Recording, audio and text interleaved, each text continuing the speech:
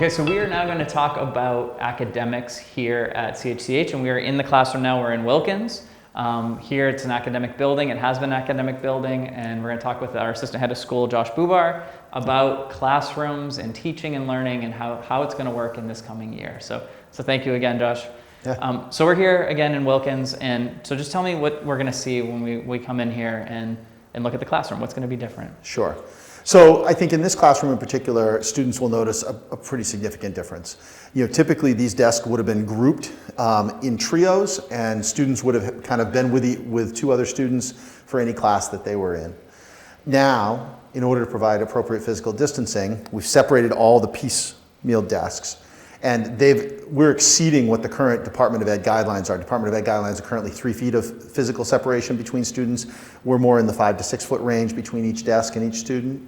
And so that's a huge change for our kids and for our faculty.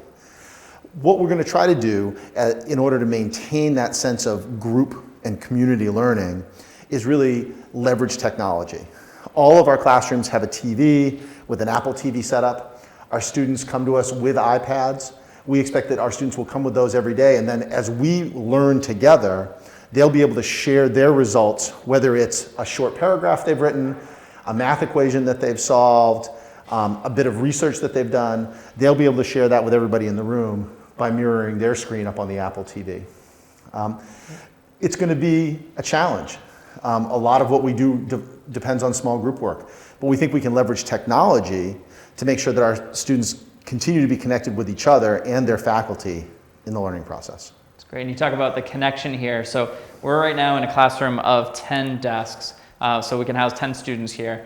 We've had small class sizes, an average of 10. Are we going to have to change our class sizes to accommodate what's going on here?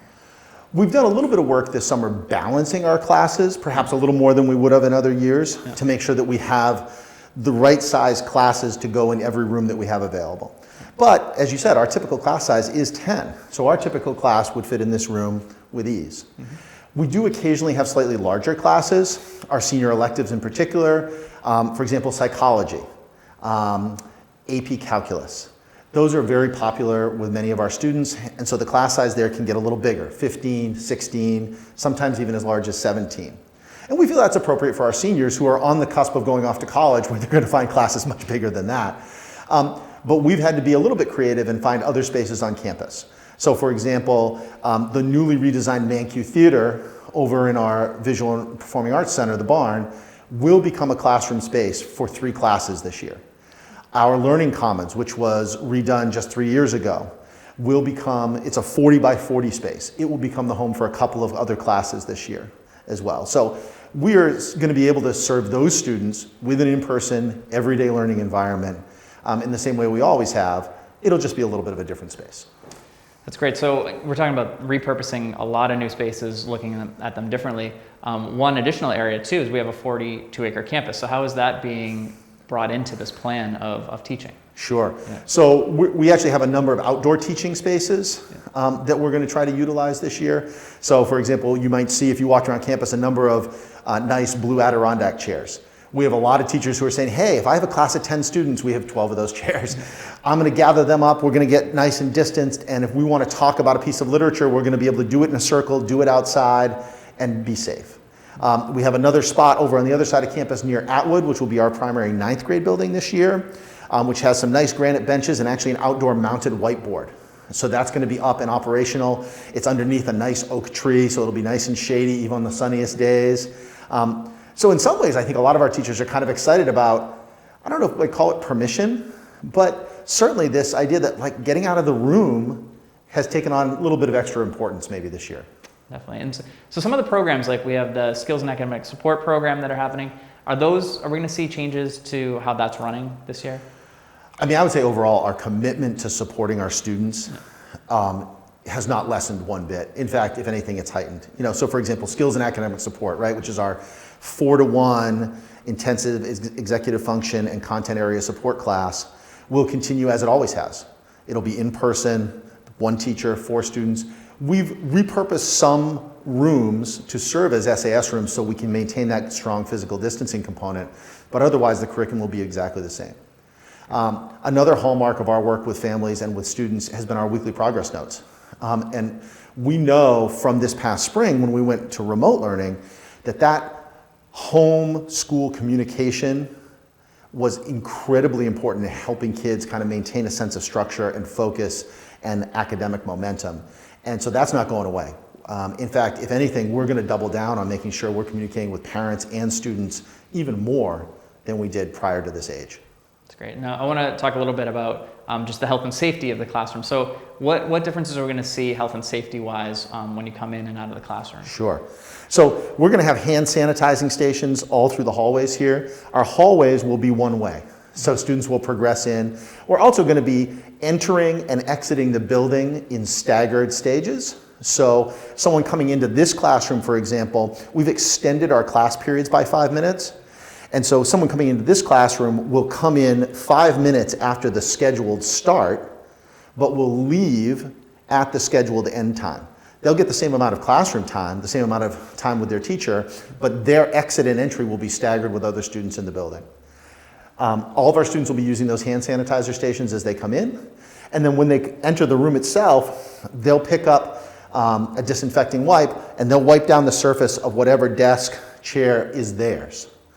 That's another piece that we're going to be doing, which is very different from what we've done in the past, which is we're going to have static seating plans. So if I come into a classroom, this will be my seat and it will be my seat for the rest of the year. And we're doing that for a couple of reasons. One, to provide a sense of continuity for our students, but also to enable us to do more effective contact tracing. So one of the requirements from the Department of Ed, and really one of the requirements of trying to do your best in a pandemic situation, is to have strong contact tracing. So if we have a student who is symptomatic and that student reports their symptoms to the nurse, heads home, gets picked up by their parent, there will be then other students who will have spent more than 10 minutes within 6 feet of that student. And by definition, that makes them a close contact. Those students will also have to go home. So in addition to reporting this symptomatic student to our local Board of Health, we are also going to be part of the contact tracing protocol. And in fact, that's going to be one of my additional duties this year, is to be reaching out to different families and saying, hey, we really need you to come in, we need you to pick up your child because they are a close contact of a symptomatic student. Okay. Yeah, it all plays into just making sure that everything is kept track of and as safe as possible this year. So to end the academic day, normally we've had our co-curricular program where we have sports and we have all theater and all different activities for students to take part in. So what is that going to look like in this coming year? Yeah. It's going to look a little bit different. So the 2 leagues that we play in, the Independent Girls Conference and the Mass Bay Independent League for our boys, have both canceled the fall seasons. So there won't be interscholastic sports for our student athletes this coming fall. However, the state of Massachusetts has opened up the opportunity, for example, for soccer teams and cross-country teams and volleyball teams to practice and do intra-squad scrimmaging, intra-squad running for our cross-country teams. So those groups will still exist. Just their activities will be contained to campus and contained to our smaller community. We're also going to be offering a number of different options. So we'll be offering some scrapbooking, some fabric arts. We might offer a circus arts offering for the first time ever. We have one faculty member who's really excited about that. It's kind of her thing. And so we think that in addition to kind of the more traditional stuff, it may actually be an opportunity for some students who wouldn't necessarily have tried something new to say, you know what, if there's not going to be games this year in girls soccer, maybe I'll try rock climbing. Yeah. We're also going to offer a more generalized fitness program, both at a beginner and then more intermediate advanced level. So. Will we be unicycling? While juggling. Juggling fire? Okay, good. Outside only. So what is it that is not going to change about academics in the classroom at CHCH? Yeah, I think it's the commitment of our teachers to developing relationships with kids, those individual relationships that allow them to support and challenge each individual student to be more than they've been in the past, to grow in ways that maybe they didn't even think was possible. And that's a little bit tougher. We're not going to be able to have that conversation where you're over somebody's shoulder and kind of really talking in their ear and like having that one-on-one. We're going to have to find other ways to do that. But I know our faculty has been working incredibly hard this summer, maintaining connections with students over the summer that they already know, and really thinking about how do they build those connections with our new students that are going to be coming in. Great. All right, thank you so much. Yeah.